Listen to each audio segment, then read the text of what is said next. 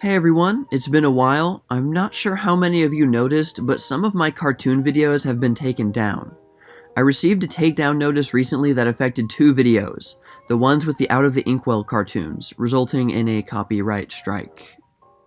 It started when there was a comment on both videos saying that the cartoons were taken from a DVD released a long time ago, and that I should credit the source. I had downloaded the video files from elsewhere, so I actually had no idea where they were from. I responded by saying I would gladly give credit in the descriptions of each video, which I did before getting any response. Fast forward about 2 days later, still with no reply, and the videos were terminated, resulting in a copyright strike. For those of you who don't know, a copyright strike can really put the future of a YouTube channel in danger, while a simple worldwide block doesn't. A block just means that no one can see it. A strike is far more dangerous because 3 of them can possibly get your channel deleted by YouTube. I try not to upload copyrighted things, but this time it slipped through. And the reason it slipped through, I think, was that while the original cartoons should definitely be in the public domain under the new copyright law since they were made before 1926, there was also a renewed copyright on updated title cards at the beginning of each cartoon. Now, these new copyright dates were almost 20 years old, long before the new copyright law went into effect. So I thought that the new law would cancel it out, since it's an umbrella law that includes any original work copyrighted more than 95 years ago. That was my mistake, I guess. Copyright law is notoriously confusing, so there was probably some minor detail that I hadn't taken into account, like the updated title cards or something. I tried to resolve the issue by contacting the person that issued the takedown request, but no dice. The copyright strike remains. It's very disappointing that a simple mistake can have such an effect, and that the work on this channel that has taken me hundreds of hours or more could just disappear if I get 2 more of these. After getting your first copyright strike, you have to go through a very condescending copyright school from YouTube, where you're talked to like a child throughout a short video. Its tone is basically, "You're a naughty little boy, behave yourself."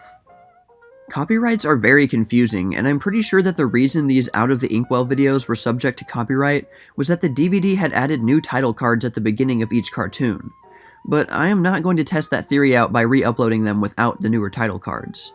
I would rather take the safe route with this one, as frustrating as that may be. And since we're on the topic, my upload of the film documenting the 1924 Olympics in Paris was also blocked worldwide by the International Olympic Committee.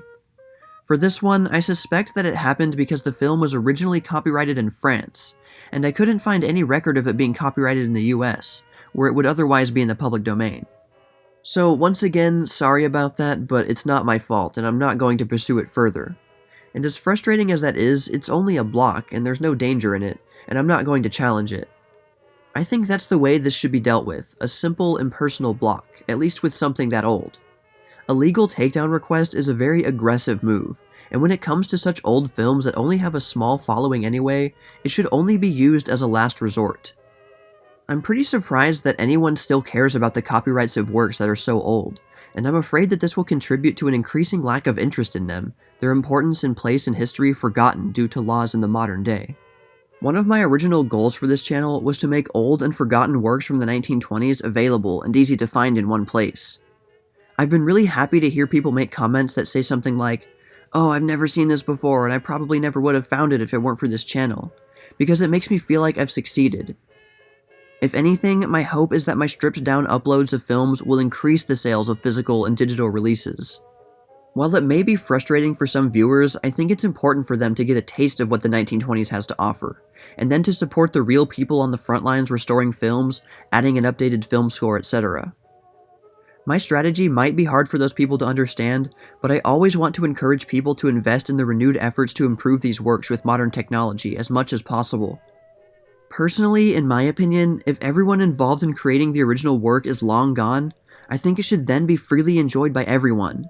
Maybe that's a bit too optimistic and unrealistic, but I think if many of the original creators were to be reanimated in the modern day, they would probably be more concerned with preserving their well-deserved legacy than making a small amount of money, especially after many decades of being almost completely forgotten.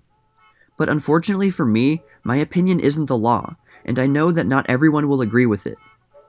As a result of this copyright strike situation, I've decided to archive most of my YouTube videos on the Internet Archive, minus the films, just in case of the worst case scenario. But the benefit of this is that you can now download those videos for yourself if you want.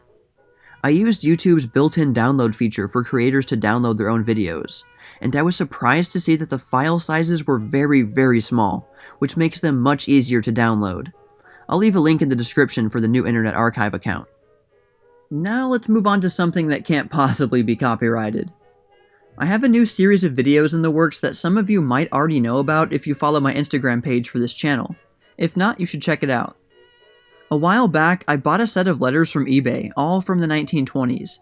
I've only browsed them briefly, but I want to make videos for each letter, probably nothing with fancy editing, just a way to get their contents out there. All of the letters are addressed to one person, and were written by a few different people. One of them writing from an apartment in New York City with the exact address provided. Unfortunately, when I looked up that address on Google Maps, I found that it's no longer the original building. From what I saw, all the letters were well written and have personality, things which are not always found in old letters and diaries, as I know from experience. I'm really excited about sharing them with you, and I'm glad I actually have something positive to talk about in this video.